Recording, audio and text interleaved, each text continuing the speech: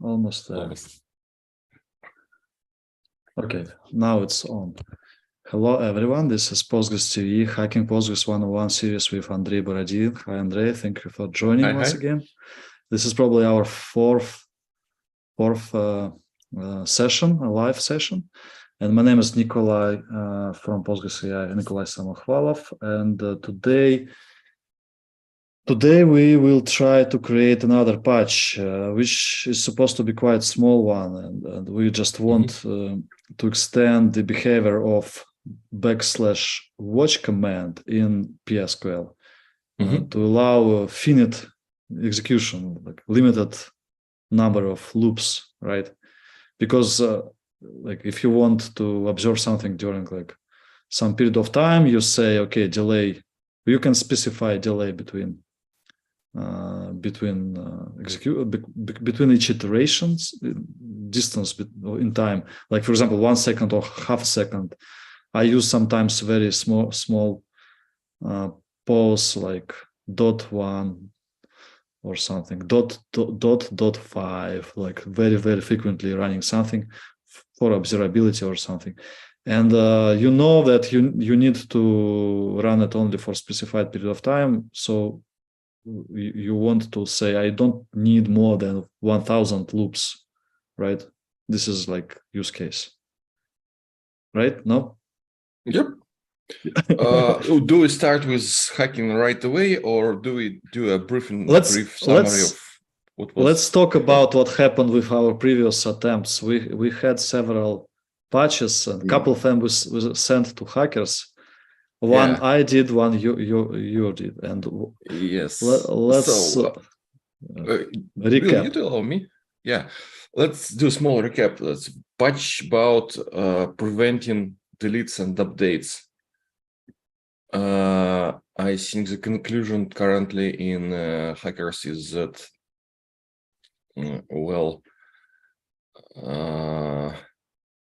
I actually do not remember what Tom said. No, right. I was agree with him, but I do not remember why. It's like it was proposed many times and was rejected. The idea was rejected, and nothing changed. Right.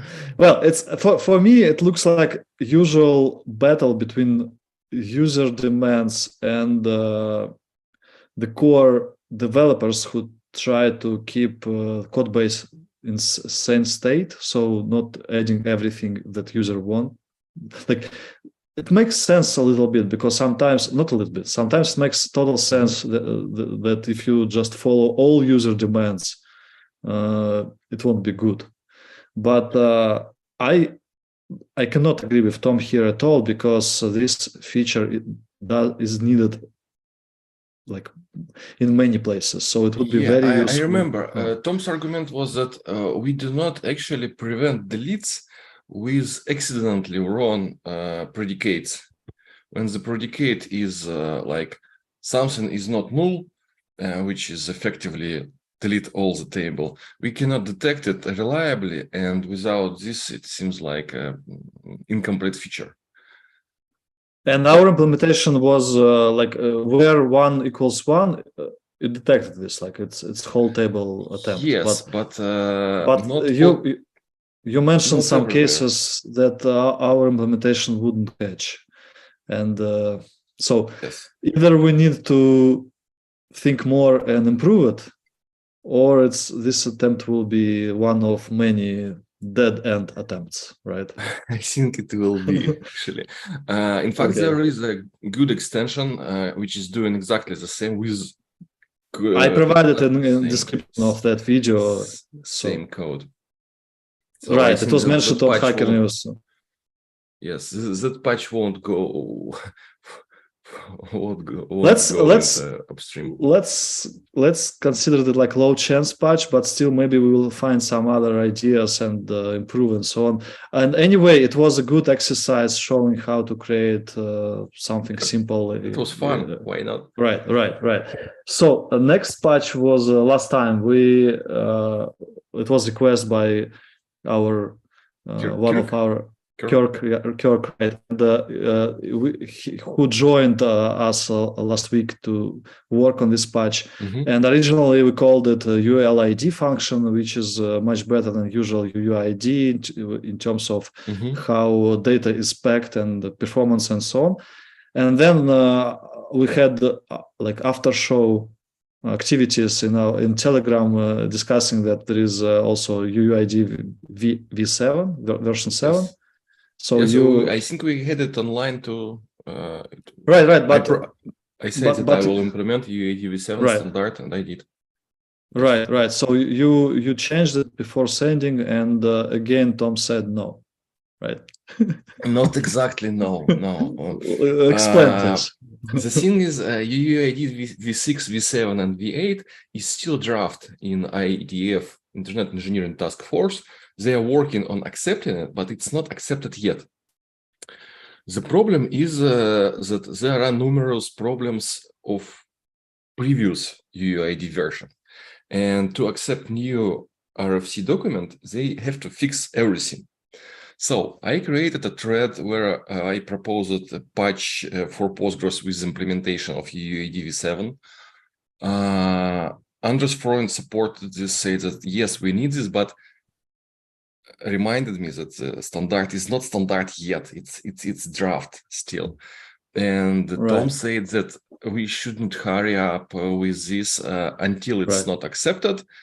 And you create extension, right? Yes, I created extension.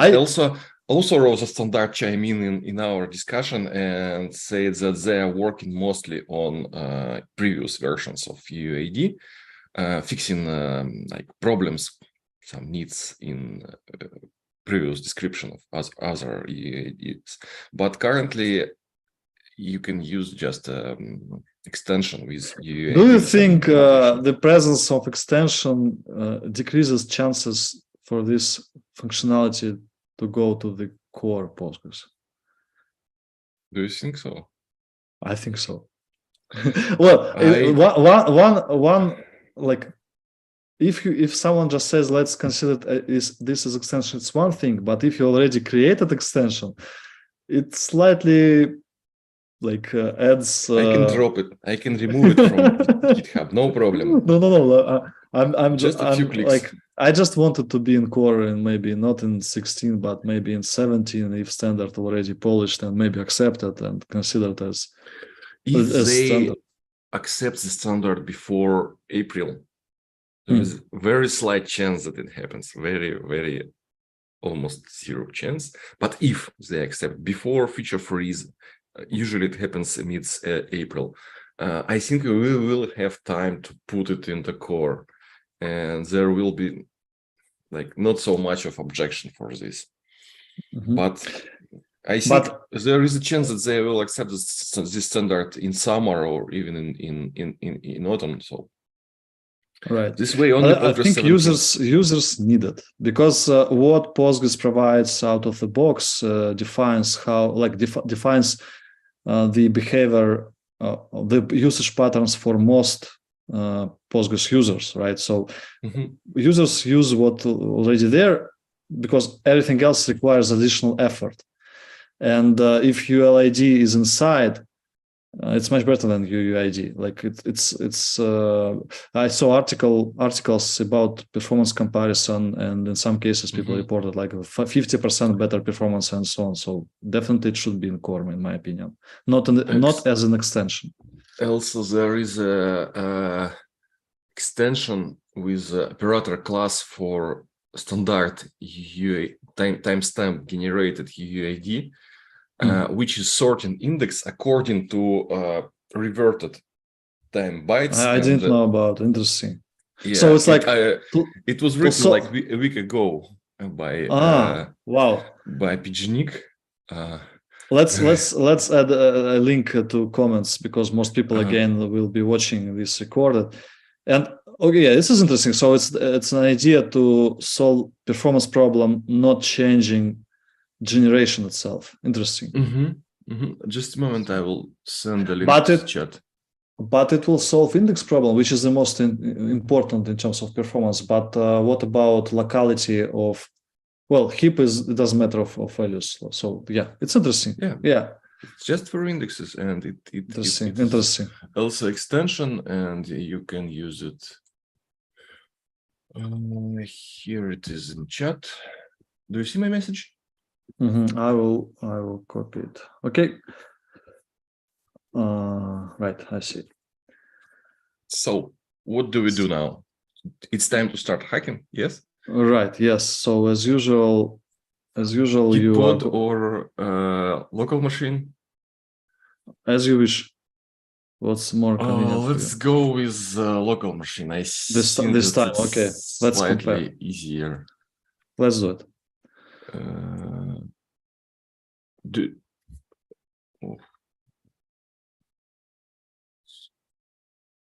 Not that.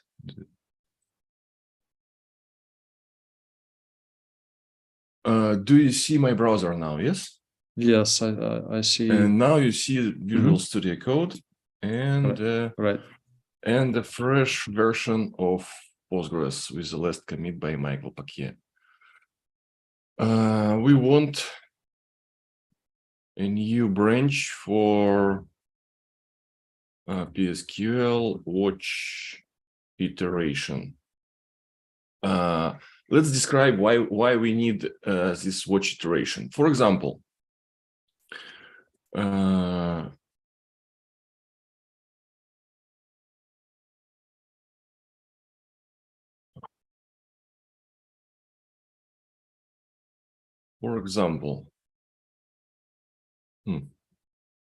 already running. For example, you may be looking into what is going on with your pgstat activity. Yeah, the most popular example. Activity. From. Yes. And you have some hanging session with, for example, pg sleep.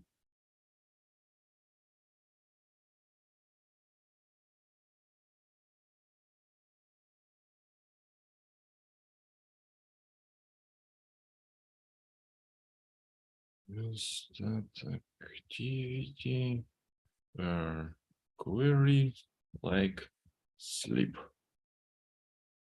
And you just want to know when it finishes. You do watch. You can like, this is what I learned a few years ago. You can use that \watch instead of semicolon. So semicolon is not needed. But okay, you mean like it works like? I didn't know this. Let's try it to just remove it. Right. It works. Yeah. But sometimes you want to create a table with logs. Understand what logs are taken by your queries, and you create table X as select.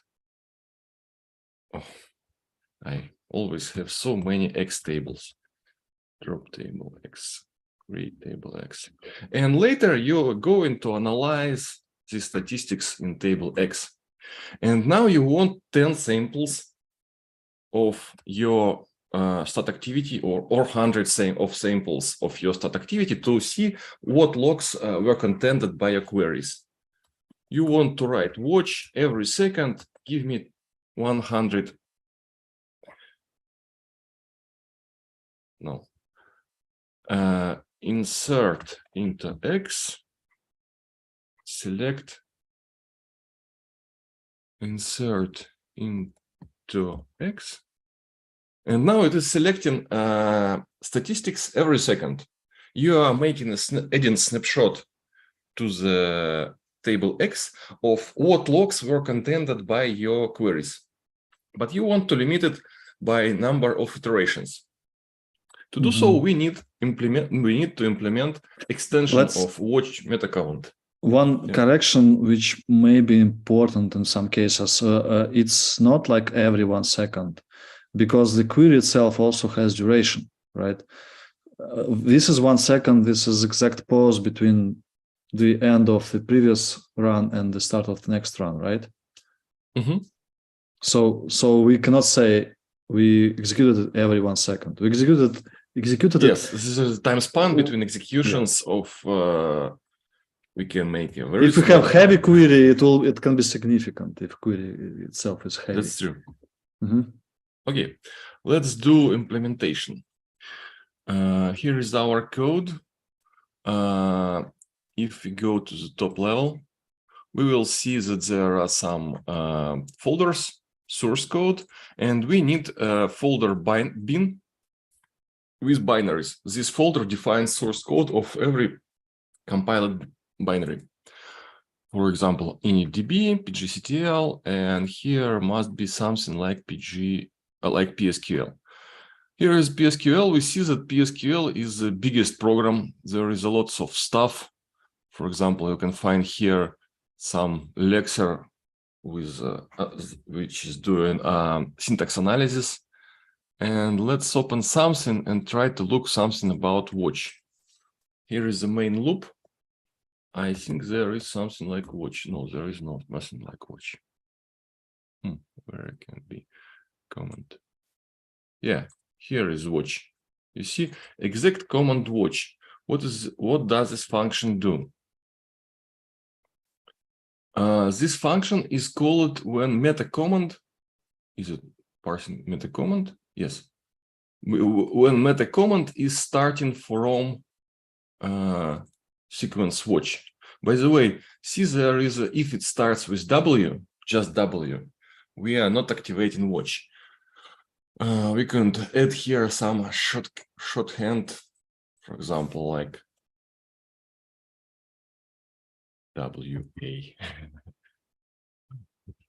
But let's try to change that function exec command watch. What we see here, I see here is a parsing of optional parameters. This is a string to double sleep. And this is a sleep duration. It's interesting. The default is 2 seconds duration, two seconds time span between queries. And if it's something wrong, then it's 1 second. If something wrong means like it's negative, right? So it's strange. If let's try like that, it will do 1 second.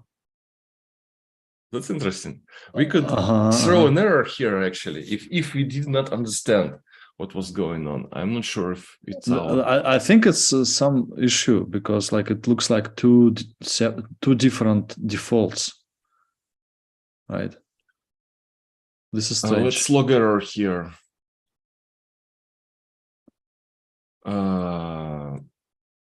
Unknown. How to say unsupported. Invalid value, maybe. Invalid, yes. Invalid. Watch are good.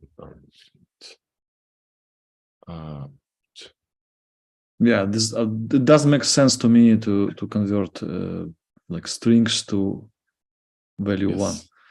Let's see how it works. Make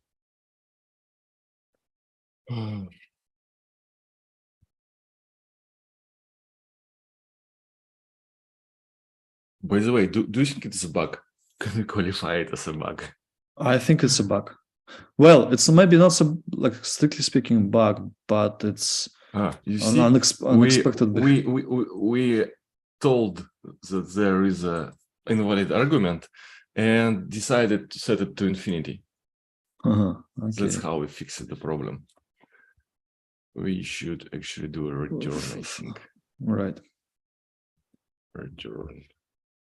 Do we need to return some? We need to return some result. Returns, right. There was an error. You need to compile it.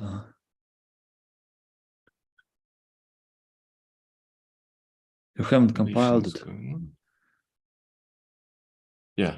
Now it's just saying no.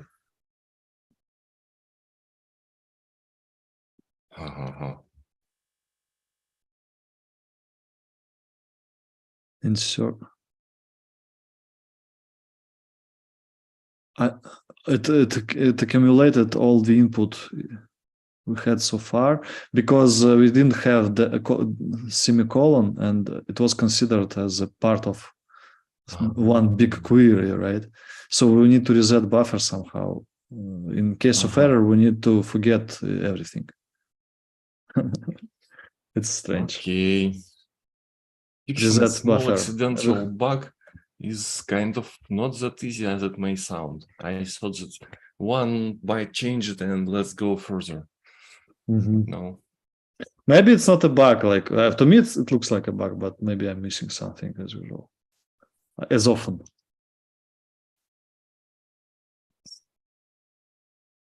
I like this behavior more than okay. silent Now we can proceed with what we came for. We are here to parse next argument. So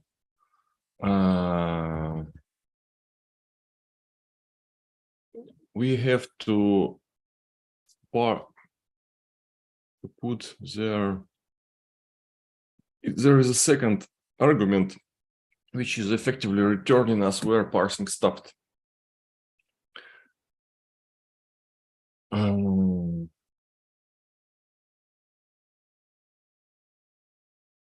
We should do like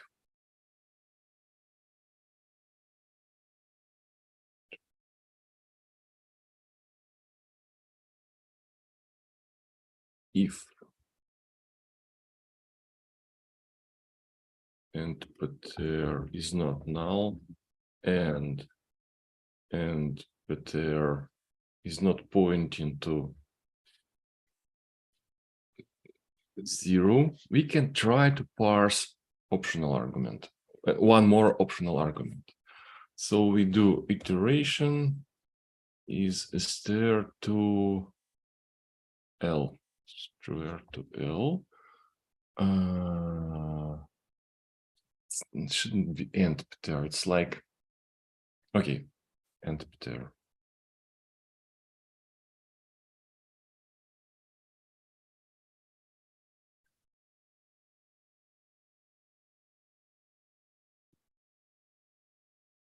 And it's similar, but it should be integer, right? Yes, it's 10 base integer. If it is negative, then what? The same. Same. I think we will break we'll break something. You mean standards, code style, or? No, I just think it won't work, but let's try. Compilation is so fast that I almost okay, not fast, not so fast this time. Yeah, it was still in progress. So all behavior works. We didn't do any behavior so far, right? Yes. Ignored.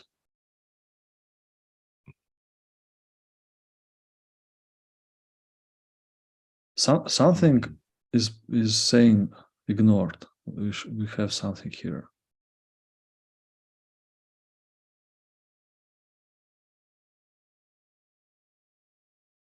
Maybe above.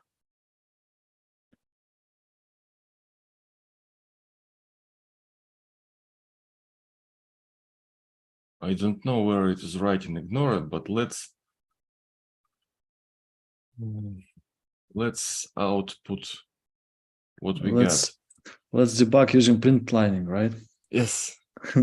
We can use debugger LDB and actually we can attach with Visual Studio, but let's do convenient old way. Iter.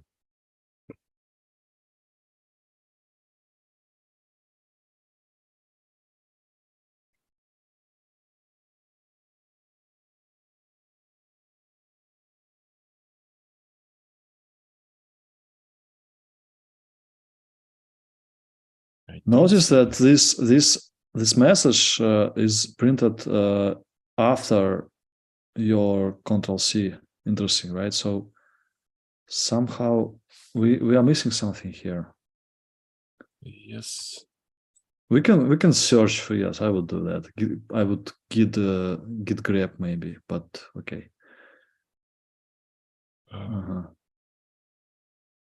Extra argument. Where is it going on?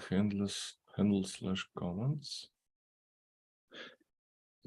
Maybe we cannot have second argument for PSQL comments at all. What do you think? I don't see a problem here. Like it's always a single one single optional argument, and that's it.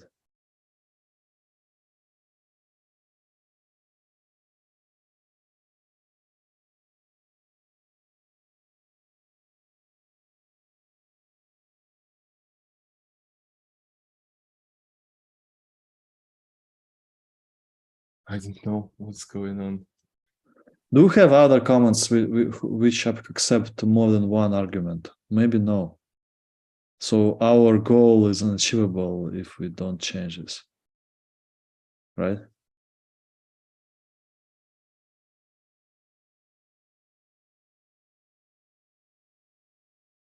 I don't know. It seems so easy, but now it's not. This is as usual. Like in many cases, it's so. Where did This is generic code for all PSQL comments, right? And it looks like Yes. we can have only one argument. But did anything work here? Let's just move this.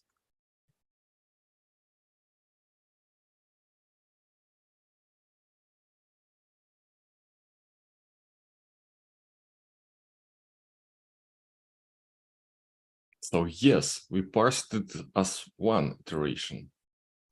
Well, I'm checking documentation for other PSQL comments, and there are comments which have like up to, like I see, for example, cross-tab view has up to 4 arguments, so it's definitely possible. Let's check it out, how it parses.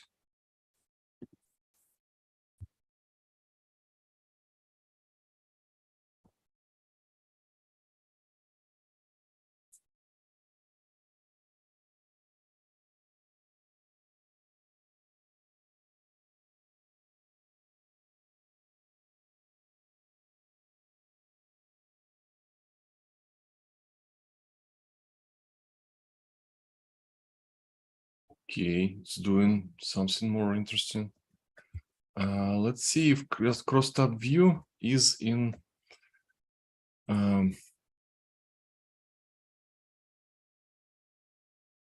cross-tab view is in our lexic. Maybe let's check comment, for example. There are 2 arguments with 2 optional arguments. For example, let me find something. For example, \ev, which ev, not iv, ev. This yes, one? Yes. So it has one. It can be without arguments, with one, or with 2, like exactly our situation. Con/option.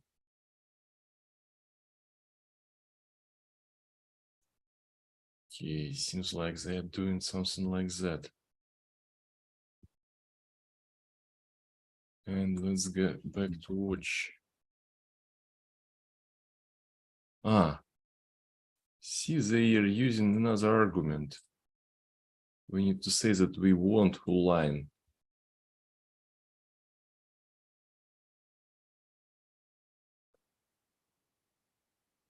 Should help.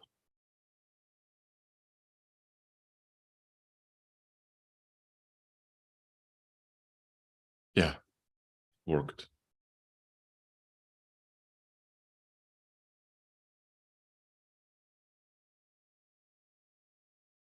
We broke all behavior, I guess, right?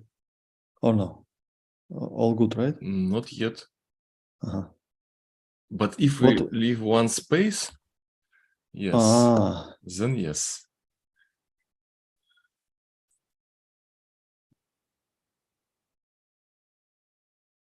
huh.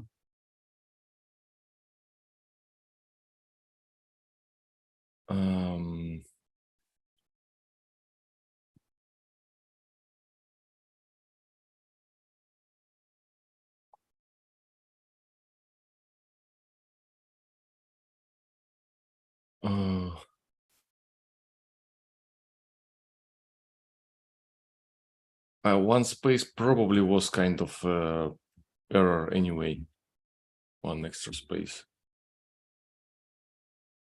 Well, it's from user perspective, it's strange because I think spaces should be just ignored.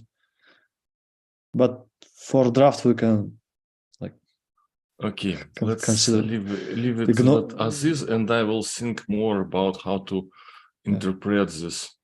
Now we have iteration and sleep together. They somehow work. Do watch. We pass the number of iterations and see where we should pass this number of iterations.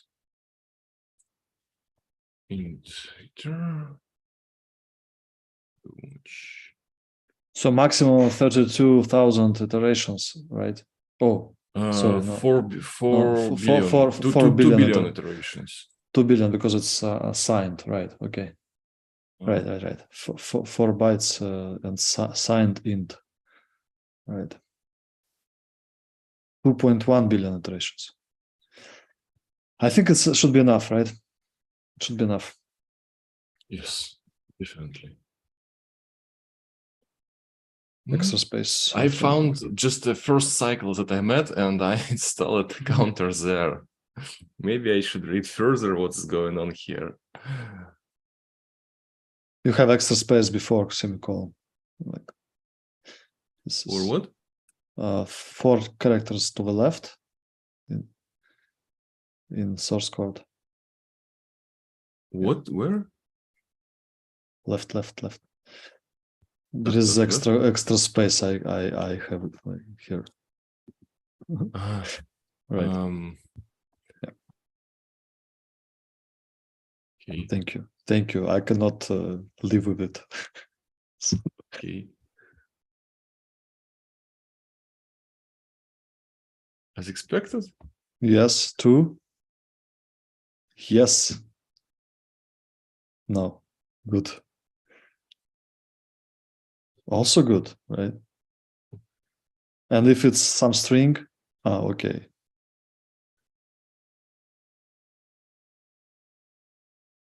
This should be error, right? Yes, this should be error. Where it was.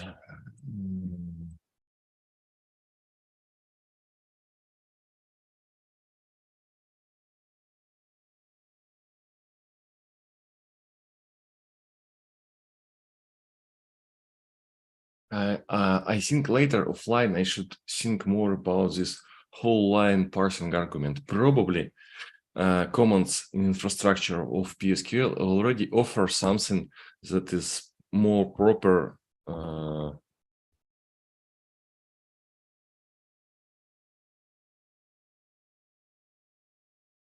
Seems like it works, but no, it doesn't. Look, it's always doing one iteration.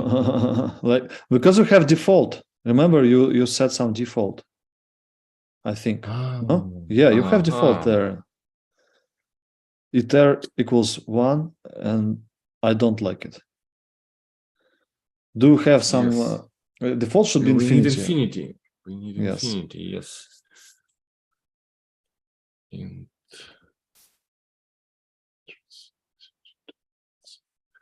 How do we handle it as infinity?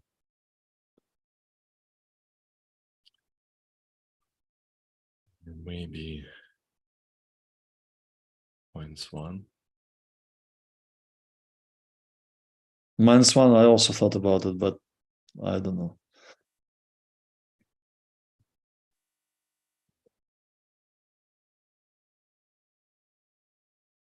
It should be like something like unspecified, null, unknown, or something. And if it's so, we just ignore the instead of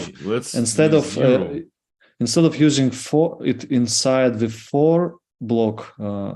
I would just have explicit if, and if it's special value like an unknown value, I would just ignore comparison. This is what I would do, right?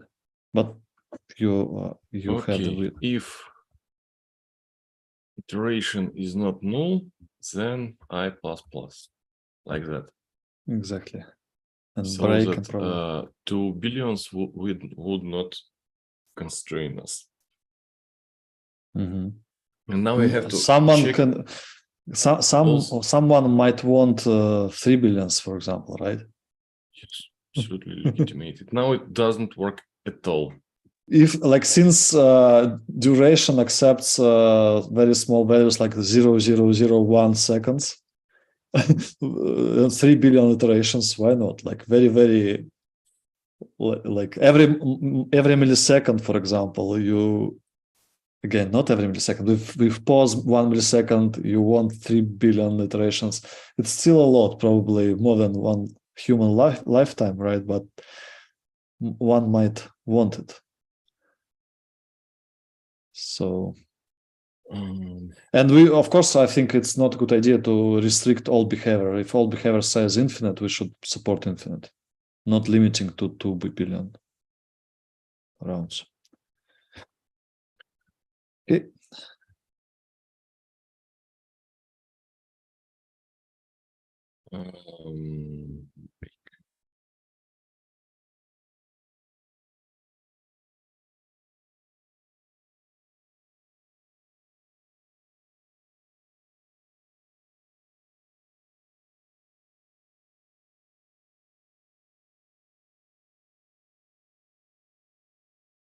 Exit. I don't like how it looks now, but it's the logic that we want. Why don't you like it? Because it's technically undefined behavior, because we are doing incrementation in the same expression as a comparison. So you mean we should write a few more lines to make it the code cleaner, or more like clean more code? Comprehensible, easier to understand. Right. But I think I will think about it offline. We have like 10 minutes, and probably we should switch to reviewing something. Yes. If let's check. I think it's already enough. We reached the point it's working, but then of course maybe more time needed to polish it. It's not working. Okay. So it's not working. For some reason it's breaking. What is that and if macro? This and if what it does? I know, something for Windows and not for Windows. Okay.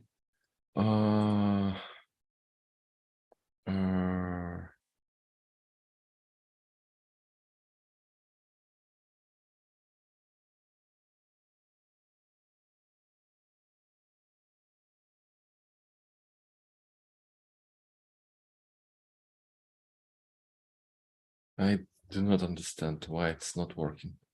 Okay, let's fix it offline. There is some problem in this line, which something simple should be something simple. Yeah, it's something simple, but like in a and we don't have online viewers today enough to advise us. Unfortunately, for us, right? Yes. It might look more eyes could help us.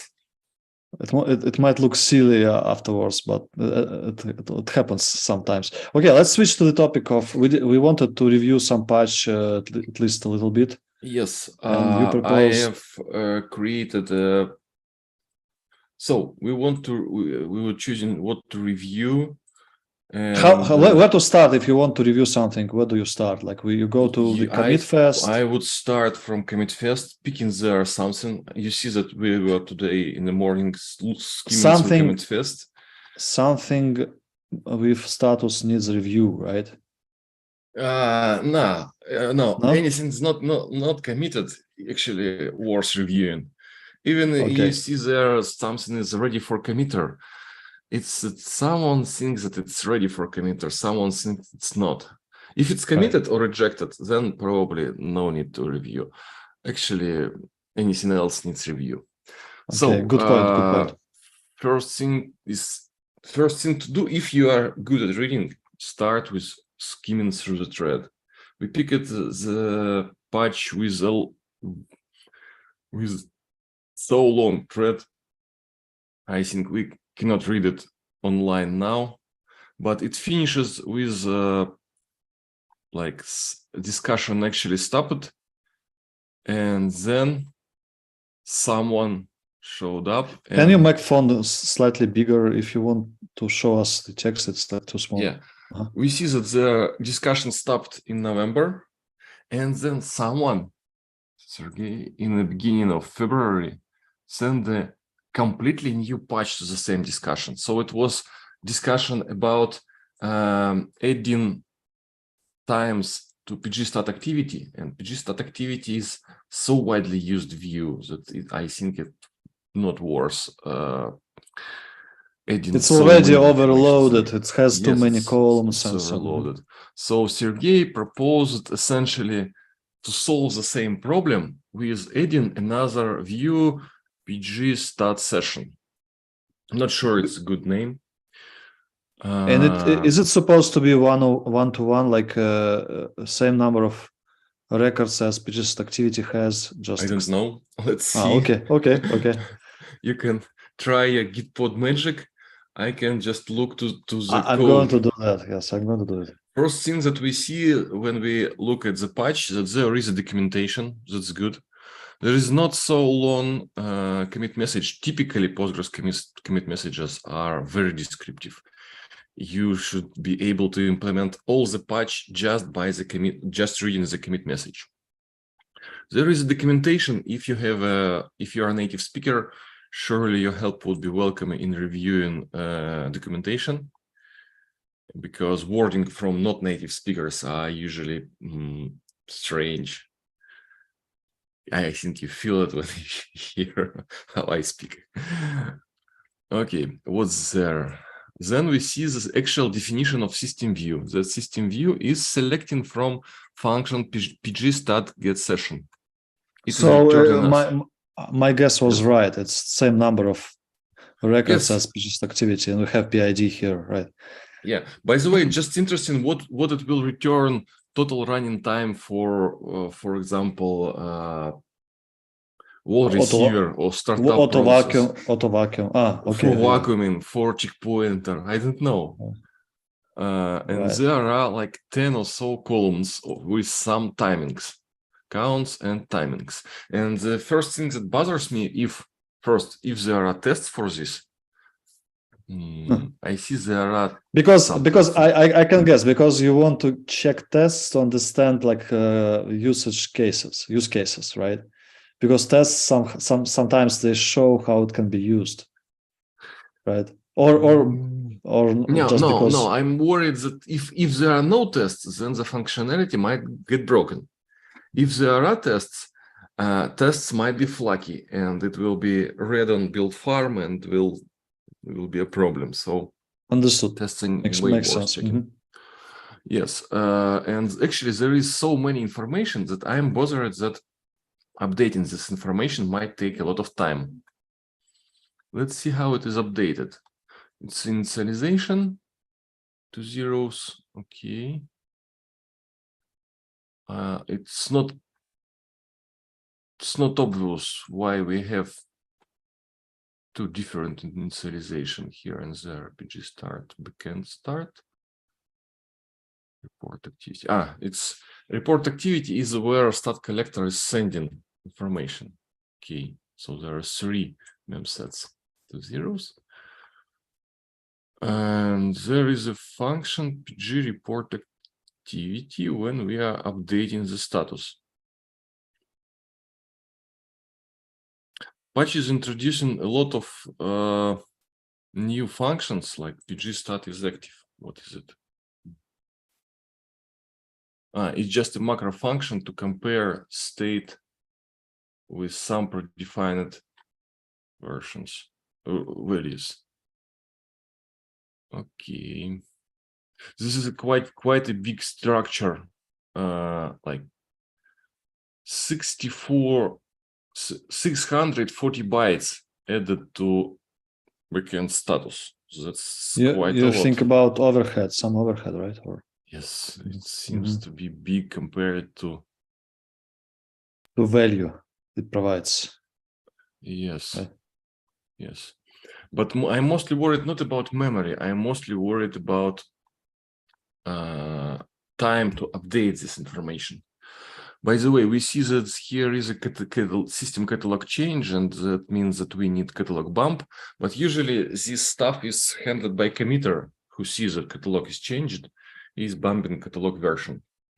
Because if you have a catalog version bump in your patch, it is in conflict constantly with something that is changing catalog version under development.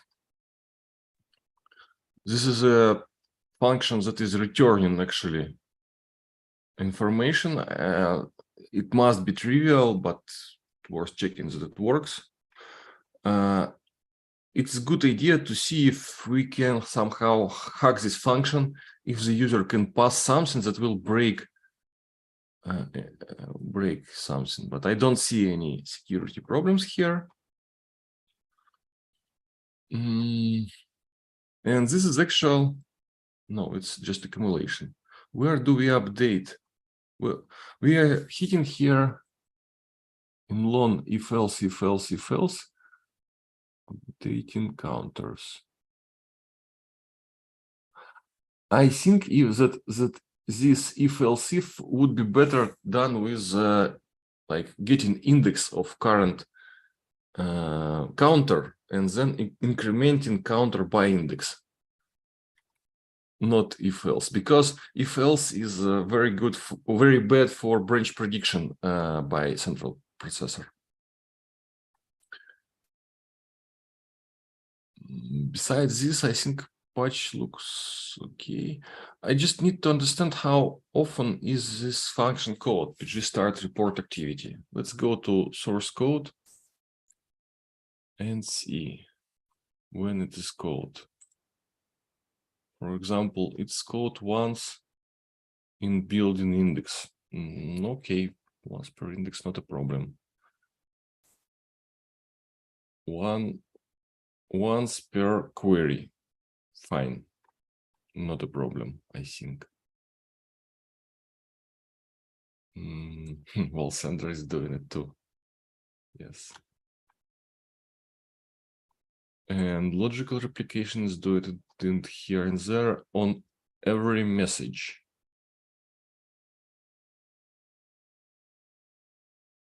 Oh, logical replication is calling this function very often.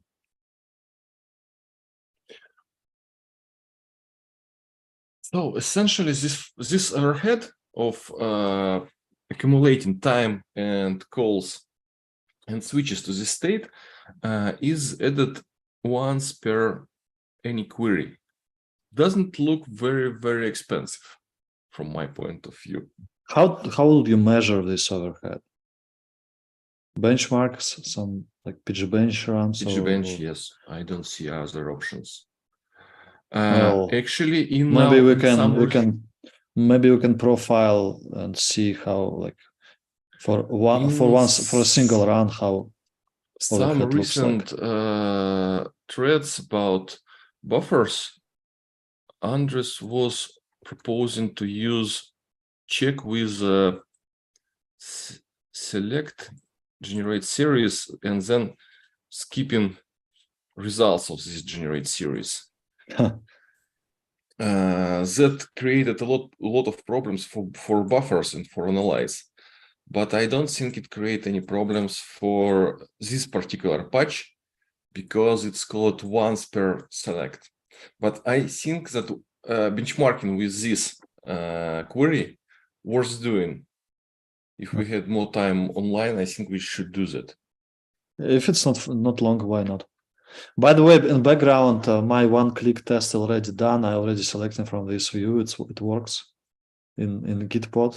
So extension works. PG Cloud Hacker extension. Okay. So yeah. So for me, it's time to go. Yeah, for me as well. Let's postpone everything except let me show how it looks like. I will share my screen just to look at the result. A few words about what we have here. So this is Gitpod, and I already have it here. And check like that. So I don't know, PID, we don't know what it is. We need to join it with PGist activity, I guess, right? So, and if we join, if we say this as join just activity using PID, and we alias give alias A, and we want everything from S and just query from A. It should work, right? So, okay. For example, this is my select. What we have here, timing, and some counters. Other queries are empty. What else? I do not understand what idle count means. It's the number of times query switched to idle. Backend switched to idle. Maybe. Let me allow like this, right? So this is logical replication launcher. Zeros. Nothing interesting there. No, I'm mostly worried by non-zero output. You have 22 already. Why it's moving so fast? Yeah, this is the query which produced this result, right? It was executed just once. What does it mean? I also don't know. This is backend to which you are connected with PSQL. So it might connect a lot. It might run a lot more. I just think that. No. Before I started to sharing screen, I also executed it several times. So if when we you reconnect, PSQL, it's doing syscatalog queries. No. Look. I'm reconnecting \c, and now it's 1, 2, 3. So we can watch. Let's do where pdx backend our own. Okay. Do you know what is fast pass? This is somehow connected to looking. I always forget about it. I'll always check the documentation. So the patch considers fastpath sessions as also active sessions. I think from what I remember, very barely remember, it's correct, but we need to check documentation. So the counter here, once again, \c and counter, it's 1, 2, 3. Look up for system catalogs don't count here, right? But interesting that running count is always -1 compared to idle count. Well, maybe it makes sense, right? So let's. By the way, patch do not contain any functional tests that check that state changes. Some expected numbers of state changes are not actually there. I think it needs top tests that check that it's incrementing once per query or something like that. Right. Oops. Slowed down. Look, we slowed. Something is happening. Maybe, okay. Some glitch. Okay. For first look, maybe it's enough. So what would you conclude if you want to? Definitely needs some work. I'm not sure it adds value to DBAs because I'm kind of not a real DBA. Well, this information seems useful. I know. What do you think? I think in the for example, in the context when we try to avoid creation of new backend on too often, and we have PG Bouncer or Odyssey or something, connection pooler, it's good to control, to observe like how old in terms of like how actually used each backend was, like and like to have the picture. Like for many backends, we can probably do some stats. For example, we can say like most of the time 99% of our backends were idle, like not most of them. I don't know, I'm trying to invent something, but I need to think. This is first time I see it actually, so it might be useful in some cases, but we need to read the thread. Probably it has justification. Make a deal that we will finish the works that we started. I will compose a functional review and code review and send it to hackers. And you will think about usability of this instrumentation. If this is for like if it adds value, and write how to use it. How to use it, yes. Right, because overhead may be significant, and if justification is like deal, let's do it. And I will provide links in comments as usual to hackers as well. Thank you so much. Have a good day. It was interesting as usual. Bye bye. Thanks to everyone for watching us. I hope you learned something new from us, maybe, or will send something new to us in comments. Right. Yeah. Proposals, please. Thank you. Bye. Yeah, we need new features to implement next week. We have ideas. We don't have ideas. I don't have ideas. If you have something, let's do it. Okay, thank you. Bye-bye. Bye-bye.